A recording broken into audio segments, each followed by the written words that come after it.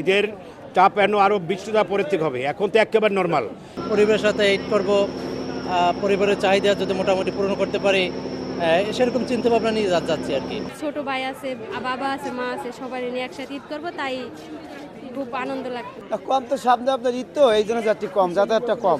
পিছনে নির্বাচন গেছে, সামনে ঈদ, এই জন্য যাত্রী কম। অনেক ভালো লাগছে। আমরা ঈদ উপলক্ষে বাড়িতে যাচ্ছি, আর আমরা তো ভাইয়া নদী এলাকার মানুষ, আমরা আগে ভাগে গেলে আমাদের জন্য সবসাথে বেটার ভালো হয়।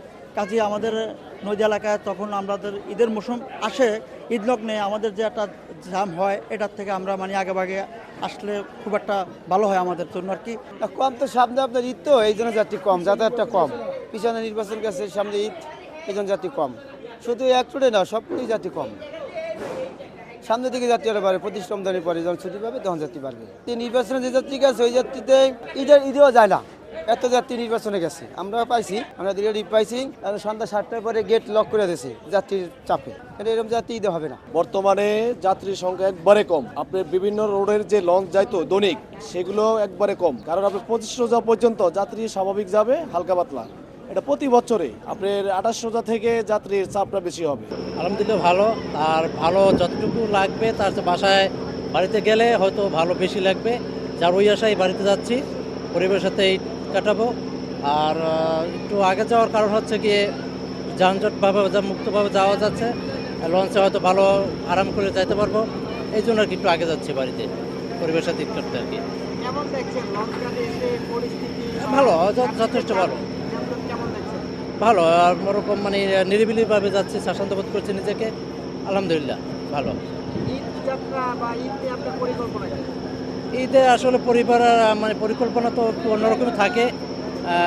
পরিবারের সাথে ঈদ করব, পরিবারের চাহিদা যদি মোটামুটি পূরণ করতে পারি, সেরকম চিন্তা ভাবনা নিয়ে যাচ্ছি আর কি। অনেকদিন হয়েছে যাই না বাপের বাড়ি, অনেকদিন। শ্বশুর বাড়ি খুলনা সাতক্ষীরা, ওই জায়গাতে আসছি।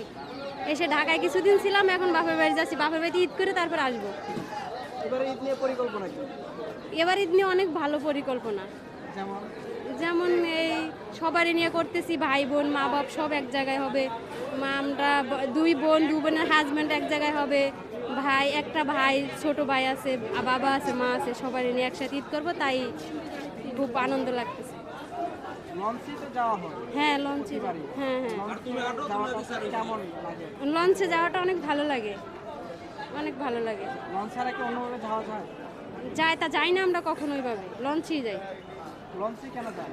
লঞ্চে ভালো লাগে, লঞ্চে সুন্দরভাবে যাওয়া যায়। ও উপরের জার্নিতে খারাপ লাগে, কিন্তু লঞ্চেরটা অতটা খারাপ লাগে না। ঈদের চাপ এনো আরও বৃষ্টিটা পরের থেকে হবে, এখন তো একেবারে নর্মাল। এখন প্রতি টিভি আমরা লঞ্চ দিচ্ছি, একদম যাত্রী নাই বললেই চলে, কোনো রকম চলতেছি লাইন টিকানোর জন্য। না, ঈদ যাত্রা এখনও তো অনেক বাকি, এখন পর্যন্ত ওই ধরনের কোনো প্রস্তুতি নেইনি আমরা।